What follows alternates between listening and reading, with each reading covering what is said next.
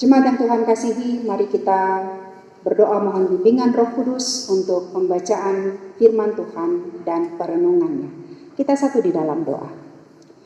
Ya Bapa yang Maha Kuasa, ya Kristus yang Maha Pengasih, karuniakanlah kepada kami Roh Kudus-Mu di saat kami membaca dan merenungkan firman-Mu. Karena kami percaya bahwa di dalam Roh Kudus-Mu lah kami mendapat pertolongan untuk mendalami segala kekayaan firman-Mu dan kekuatan untuk melakukannya di dalam kehidupan beriman kami sehari-hari. Bersabdalah kepada kami, karena kami umat-Mu telah sedia untuk mendengarkannya. Amin. Jemaat Tuhan, bacaan Alkitab pada hari ini adalah dari Yehezkiel 36 ayat 1 sampai 7. Mari kita persiapkan bacaan ini terlebih dahulu. Yehezkiel 36 ayat 1 sampai 7. Marilah berdiri untuk mendengarkan firman Tuhan yang dibacakan dari Alkitab dari Yehezkiel 36 ayat 1 sampai 7 yang menyatakan,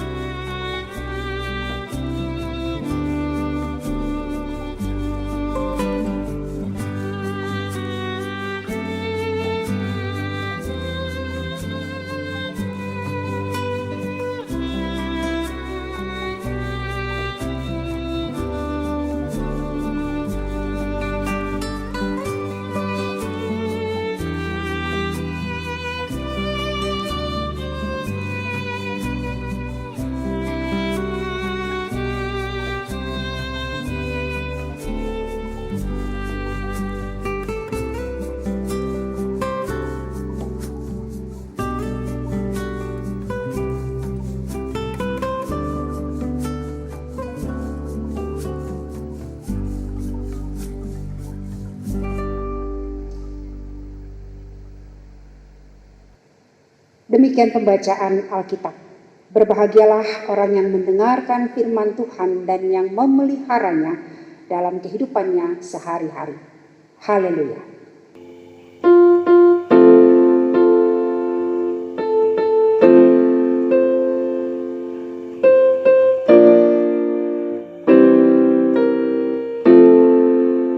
Jemaat yang terkasih di dalam Tuhan, Yehezkiel yang namanya berarti Allah menguatkan, berasal dari keluarga imam. Dia tinggal dalam 25 tahun pertama kehidupannya di Yerusalem. Dan pada waktu itu, Yehezkiel sedang mengikuti pendidikan untuk menjadi seorang imam yang akan ditugaskan di Bait Suci. Kemudian dia dibawa ke Babel pada masa pembuangan di tahun 597 sebelum Masehi. Sekitar 5 tahun kemudian, pada umur 30 tahun, Yehezkiel menerima panggilan sebagai seorang nabi. Dalam tugasnya sebagai nabi, Allah memberi perintah kepada Yehezkiel untuk bernubuat bagi bangsa Israel yang ada di dalam pembuangan. Dalam perikop bacaan kita hari ini, Yehezkiel secara khusus ditugaskan oleh Allah untuk bernubuat mengenai pemulihan yang akan dilakukan Allah bagi bangsa Israel. Jadi begini saudara-saudara, pada waktu itu ketika ketika bangsa Israel melakukan pemberontakan, kesalahan, jatuh dalam membelakangi Allah, memberontak terhadap Allah, menduakan Allah, maka Allah membuat Israel kalah. Dan Allah membiarkan orang Israel yang kalah dari Nebukadnezar dari Babel diangkut secara paksa ke Babel. Sehingga pada akhirnya bangsa Israel sebagian besar mereka harus keluar dari tanah airnya sendiri. Mereka harus keluar dari Yerusalem dan mereka terserak-serak di berbagai negeri yang ada di sekitar Israel. Ketika Israel sudah terserak kemana-mana, akibatnya adalah kota Yerusalem menjadi kota yang sunyi sepi karena ditinggalkan penduduknya. Memang masih ada yang tinggal, tapi jumlahnya tidak banyak. Kota itu menjadi sepi, kota itu menjadi terbengkalai, dan akhirnya sebagaimana yang digambarkan dalam banyak bagian dari kitab nabi-nabi adalah bahwa kota Yerusalem menjadi kota yang tinggal reruntuhan saja.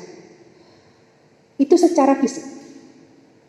Dan dari segi yang lain, selama ini bangsa Israel dikenal sebagai bangsa yang kuat. Israel dikenal sebagai nama Israel menjadi nama yang harum karena Tuhan Allah selalu memberikan kejayaan dan keberhasilan bagi mereka. Tapi dengan kejatuhan dan dengan pembuangan ke Babel yang membuat Yerusalem menjadi tinggal reruntuhan, pada akhirnya orang Israel pun menjadi bahan gunjingan dari bangsa-bangsa lain.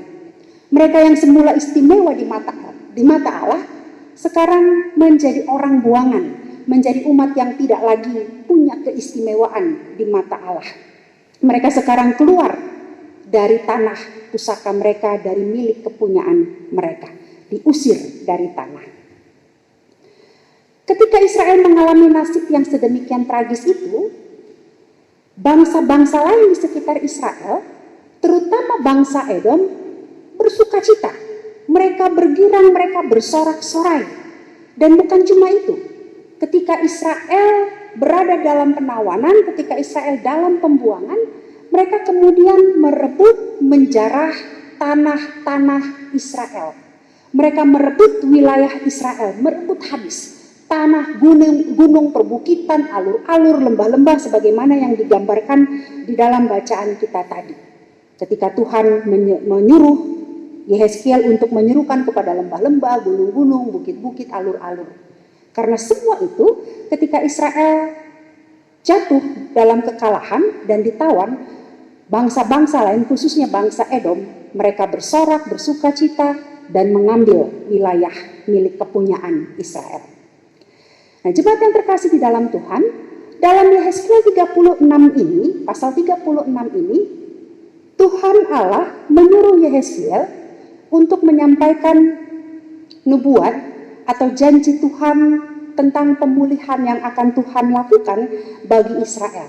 Pemulihan yang mencakup seluruh tanah, gunung, lembah, alur, bukit yang selama ini telah dikuasai oleh bangsa Edom, oleh bangsa-bangsa di sekitar Israel. Dan juga pemulihan dengan cara Tuhan akan menghukum bangsa Edom yang telah menginjak-injak tanah milik bangsa Israel.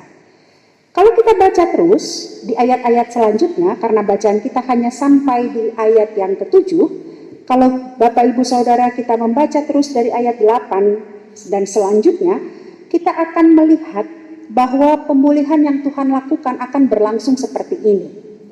Bahwa tanah Israel yang dulu tinggal reruntuhan, tinggal puing-puing yang dipenuhi semak belukar, ilalang, kini tanah itu akan dibuat subur kembali. Sehingga tanah itu bisa kembali ditanami, tanah itu bisa mengeluarkan kembali tunas-tunas, berbuah dan menghasilkan makanan bagi bangsa Israel.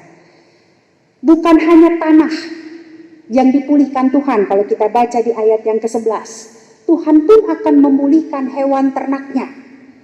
Lalu pemulihan yang lain kita baca di ayat 10-12 bahwa Tuhan Allah pun juga akan memulihkan orang-orangnya, gedung-gedungnya, bangunan-bangunannya, kota-kotanya akan didiami kembali oleh bangsa Israel atau oleh umat milik kepunyaan Allah ini. Dan Allah akan memastikan juga bahwa tidak akan ada bangsa lain yang akan datang memerangi mereka dan memunahkan Israel lagi. Dan yang terakhir, kalau kita baca sampai di ayat yang ke-15 atau seluruh perikop ini, kita melihat bahwa pemulihan Tuhan juga berlaku dalam hal Tuhan tidak akan lagi membiarkan Israel menjadi bahan celaan bagi bangsa-bangsa lain.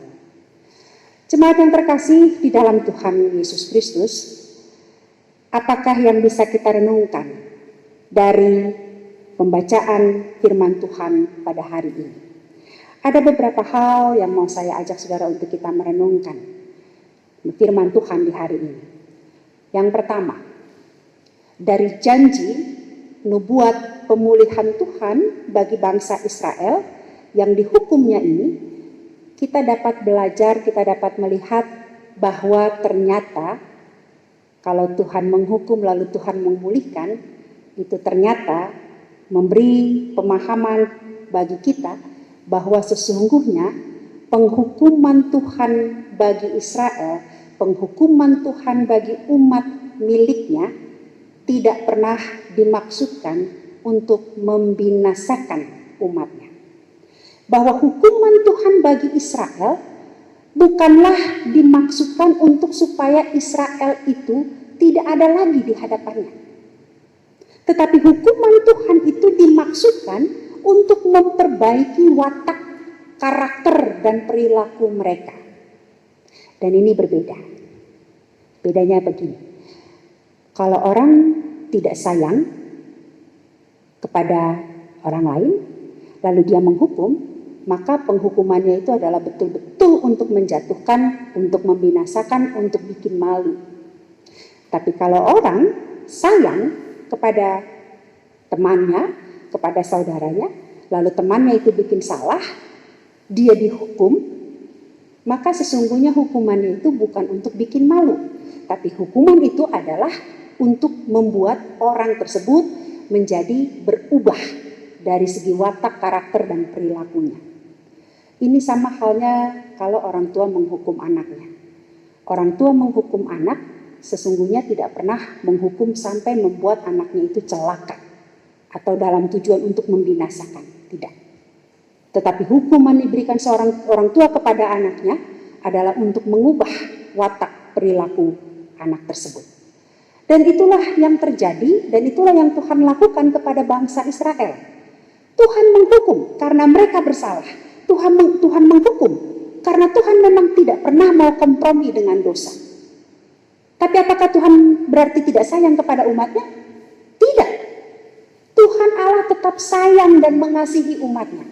Tapi karena umatnya bikin salah, umatnya memberontak, umatnya tidak taat dan setia, maka Tuhan harus mendidik mereka supaya mereka kembali menjadi umat yang taat, umat yang setia, umat yang selalu menaruh kepercayaan dan pengharapannya kepada Tuhan. Bukan karena dia tidak sayang, tapi karena dia ingin mengubah watak dan perilaku bangsa Israel. Dalam hal ini, saudara-saudara, kita pun boleh belajar untuk melihat bahwa kalau kita menderita, kalau kita mengalami kesengsaraan, kalau kita mengalami kesulitan dalam hidup kita boleh melihat, kita harus melihat, mungkin ini hukuman Tuhan, tapi sesungguhnya Tuhan pakai sebagai cara yang alami untuk Tuhan memperbaiki hidup kita. Bahwa Tuhan hendak membuat kita menjadi seorang yang lebih taat, menjadi seorang yang lebih setia lagi kepada Tuhan dalam seluruh kehidupan kita. Penderitaan yang kita alami karena penghukuman Tuhan, karena kesalahan kita, tidak berarti Tuhan tidak sayang dan tidak mengasihi kita lagi. Tidak. Tuhan Allah kita adalah Bapa yang Maha Pengasih, Bapa yang sangat mengasihi dan menyayangi kita. Kasihnya tidak pernah berubah.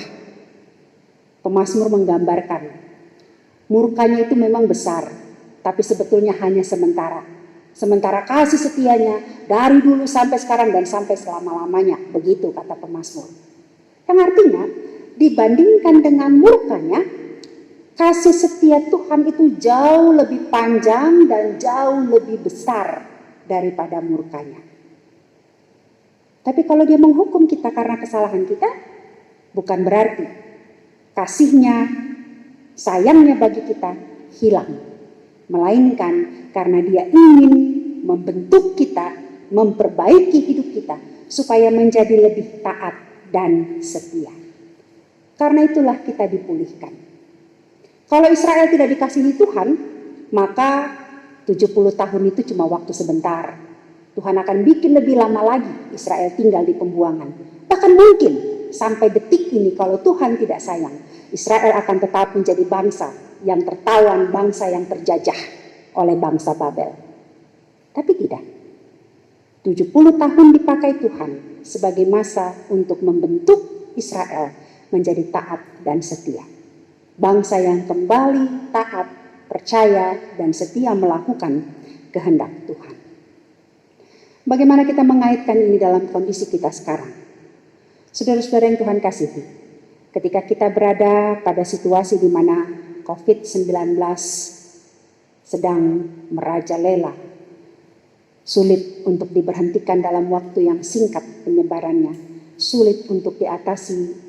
Sampai sekarang ini kita masih dalam masa isolasi, karantina, bahkan sekarang kita di Bandung ini memasuki masa PSBB. COVID-19 ini sesungguhnya menimbulkan banyak penderitaan. COVID-19 membuat kita mengalami penderitaan. Dan penderitaan itu bukan cuma soal kita tidak bisa keluar rumah, bukan cuma kita membuat kita tidak bisa ibadah, tapi banyak aspek lainnya, banyak aspek penderitaan yang ditimbulkan oleh COVID-19. COVID-19 membuat kita mengalami penderitaan yang terpapar, yang baik ODP, PDP, apalagi yang positif. Mereka menderita fisik, kesehatan mereka menjadi sakit. Dan sakitnya itu luar biasa, bahkan dapat berujung pada kematian. Penderitaan sakit, yang kalau berakhir dengan kematian, penderitaan, duka. COVID-19 juga membuat kita mengalami penderitaan secara sosial, sebagaimana yang kita alami dalam beberapa minggu terakhir ini. Kita punya kebiasaan sebagai gereja Tuhan, di luar soal ibadahnya, tapi bahwa tiap kali ketemu, pasti mesti salaman. Harus salaman. Ketika salaman jarak jauh, atau yang kita sebut dengan namaste ini diberlakukan, banyak gereja termasuk kita canggung sekali melakukannya. Rasanya aneh kalau hari Minggu ketemu lalu tidak salaman, cuma salaman dari jauh. Rasanya aneh, karena bukan begitu pola kita, bukan begitu kebiasaan kita. Kebiasaan kita adalah kalau ketemu salaman. Kebiasaan kita kalau ketemu bercerita. Makanya ada guyonan di GPIB, dan saya kira di banyak persekutuan orang Kristen, kalau pamit pulang itu nggak cukup sekali, 3 kali itu minimal. Pamit dari dalam, pamit dari tengah, pamit dari pagar, sampai di jalan pun masih pamit. Karena tiap kali nyangkut. Karena apa? Kebiasaan kita bertemu, ngobrol, pulang pasti salaman. Dan itu tidak bisa kita lakukan. Menderita? Ya nggak berat, tapi paling tidak hati rasa nggak enak. Itu penderitaan. COVID-19 juga mengalami kita penderitaan yang lebih berat lagi, apa? Ekonomi. Banyak orang kehilangan pekerjaan. Banyak orang dirumahkan. Penghasilan menjadi tidak pasti. Ada juga yang mengalami penderitaan secara psikologis.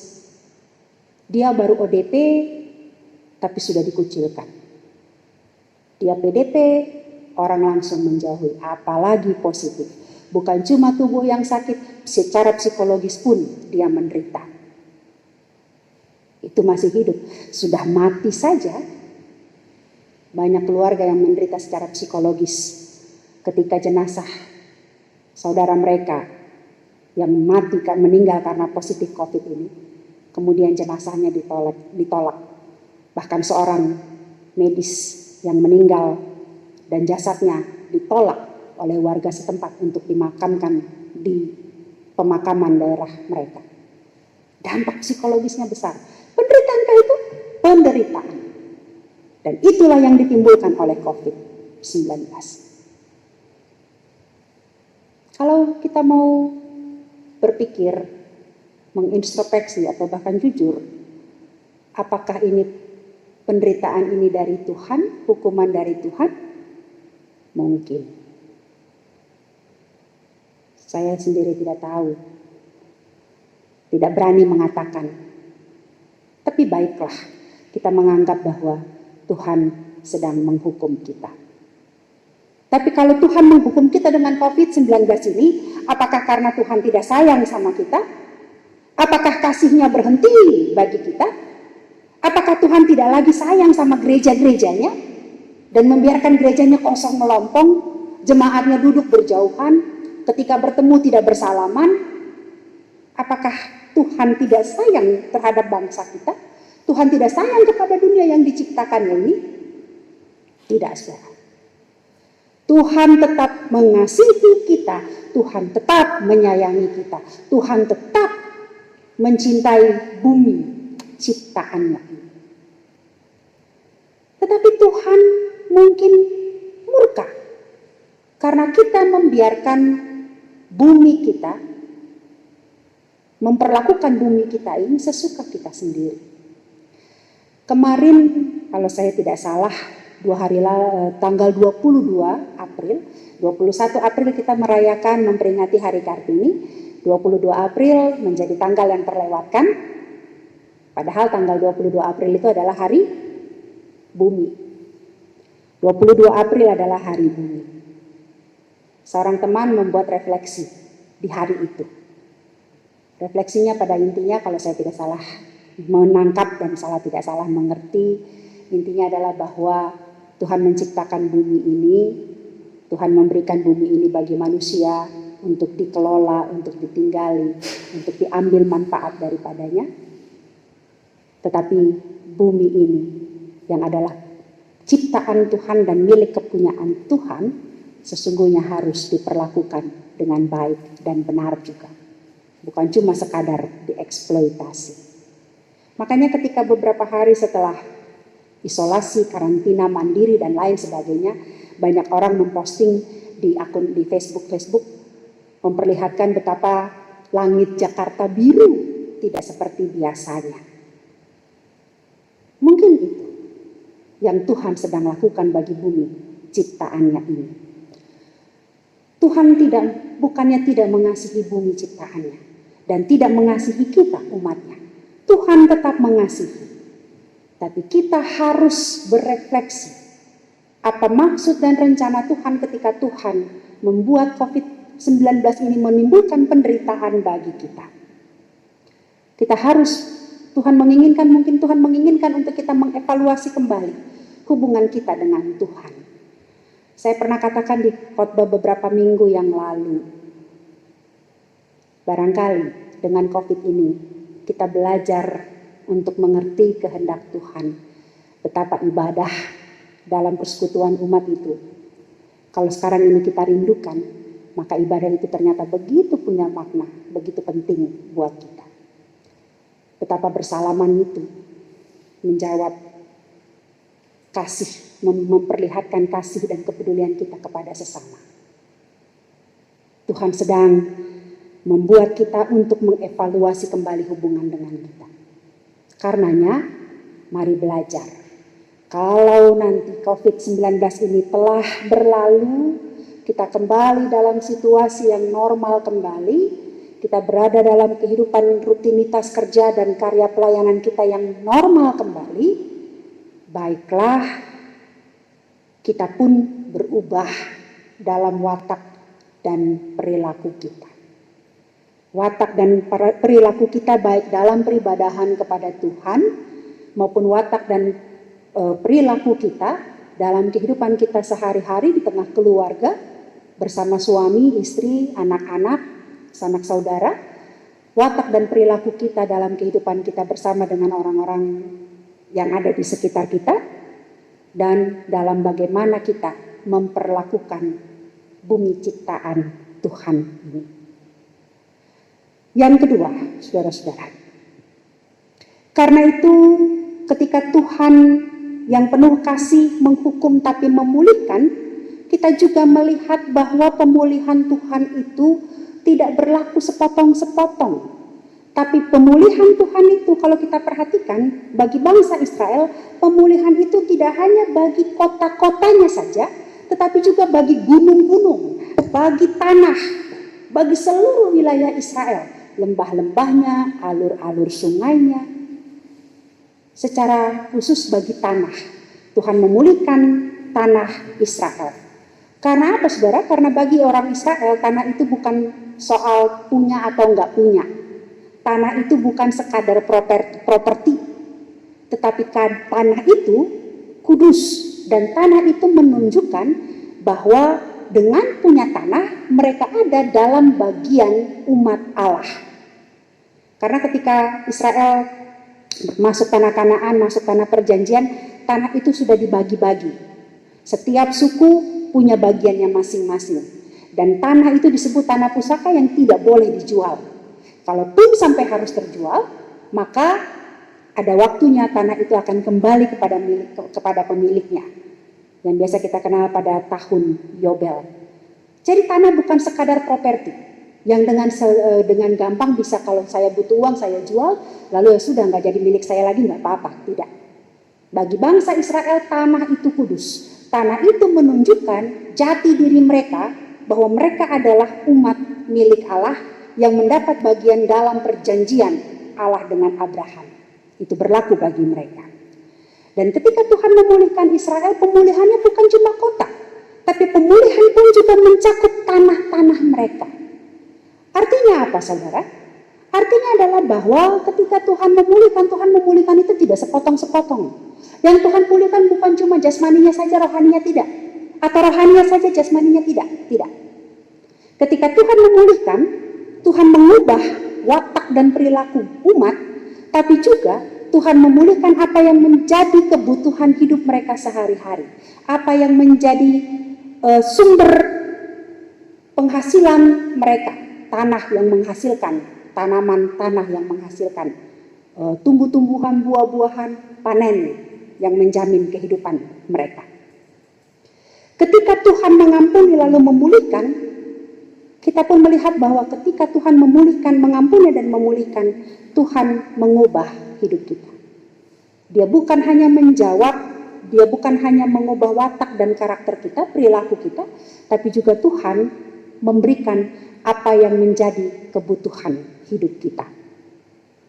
Pengembalian tanah kepada Israel, pengembalian adalah pengembalian harkat, martabat, status Israel di mata Tuhan. Ketika Tuhan berkenan mengampuni dan memulihkan kita, maka Tuhan juga sesungguhnya sedang mengembalikan harkat, martabat, dan status kita untuk kembali menjadi anak-anaknya. Dan bukan cuma itu, Tuhan pun menjamin apa yang menjadi kebutuhan hidup kita. Karena itu saudara-saudara, pemulihan Tuhan itu sungguh menjadi hal yang penting dan perlu bagi kita. Maka jangan biarkan diri kita, hidup kita terus berada di dalam dosa. Karena selama terus berada di dalam dosa, tidak akan pernah kita mengalami perubahan hidup. Baik secara rohani, harkat, martabat kita, apalagi perubahan secara jasmani. Jadi kuncinya apa? Supaya pemulihan Tuhan itu terjadi, kuncinya adalah tobat. Bukan menyesal, tapi tobat. Bukan kapok, tapi tobat. Dan tobat itu berarti putar balik. Berbalik 180 derajat. Itu tobat. Dengan pertobatan, pengampunan dan pemulihan Tuhan yang mencakup baik harkat martabat kita, kehidupan rohani kita, sampai hal yang bersifat jasmani pun Tuhan pulihkan. Dan yang terakhir, yang ketiga, saudara-saudara. Salah satu pemulihan Tuhan adalah Tuhan menghukum Edom yang bersuka cita karena kejatuhan Israel dan yang mengambil tanah wilayah milik Israel. Tuhan akan menghukum Edom. Hal yang ketiga yang mau kita renungkan adalah bahwa sesungguhnya musuh-musuh yang bersuka cita karena penderitaan Israel ternyata mereka tidak lepas dari pembalasan Tuhan. Tapi bahwa Tuhan akan membalas perbuatan mereka terhadap umat miliknya. Pembelajarannya adalah begini. Kalau kita jatuh, kalau kita mengalami pergumulan dan kesusahan, kalau kita mengalami penderitaan yang mungkin juga karena perilaku hidup kita yang sembarangan, karena cara hidup kita yang tidak benar, lalu ada orang yang memang tidak suka sama kita, lalu bersuka cita, senang dengan kejatuhan kita, bersorak-sorak di atas penderitaan yang Tuhan jadikan, Tuhan perkenankan untuk kita alami dalam kehidupan kita. Selama kita mau bertobat dan kita mau berubah, yakinlah bahwa sesungguhnya bagi mereka pun akan ada pembalasan dari Tuhan.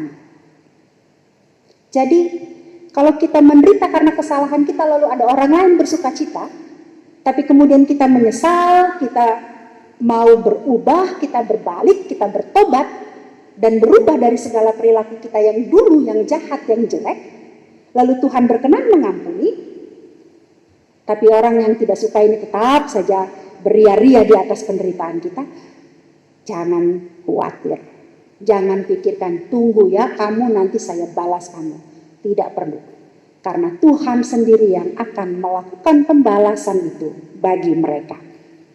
Tidak perlu kita yang membalas, Tuhan yang akan membalas sukacita mereka, keria-riaan mereka atas penderitaan yang kita alami.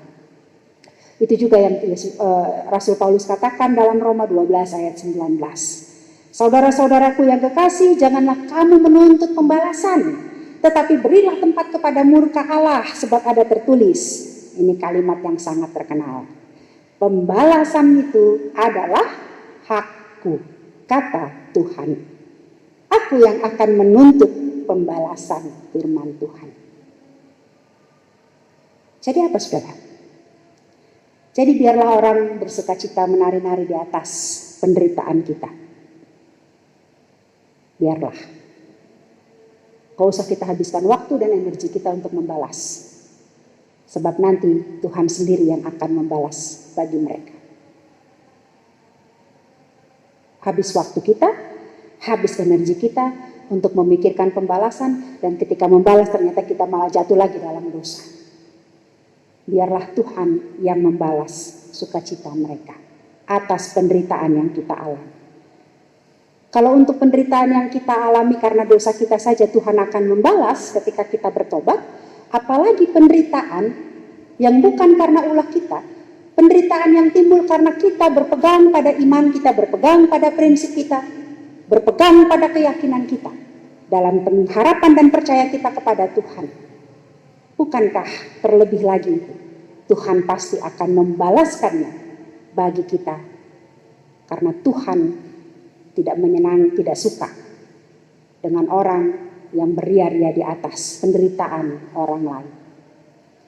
Saudara-saudara yang terkasih di dalam Tuhan Yesus Kristus, inilah firman Tuhan yang dapat kita renungkan di hari Minggu ini.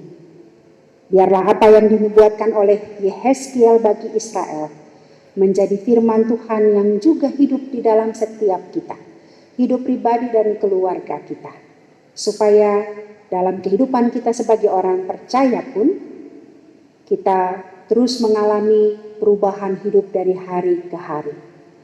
Penderitaan, penghukuman Tuhan karena kesalahan kita mungkin akan terjadi lagi setelah ini. Tapi mari berusaha untuk selalu hidup benar di hadapan Tuhan. Karena pemulihan Tuhan itu sesungguhnya harusnya membuat kita sungguh-sungguh berubah. Dan marilah kita menjadi umat milik kepunyaan Tuhan yang selalu setia kepadanya. Supaya Tuhan gak perlu memulihkan, tapi Tuhan selalu memberkati kita tanpa harus menghukum kita terlebih dahulu. Tuhan memberkati kehidupan kita sekalian kini dan seterusnya. Amin.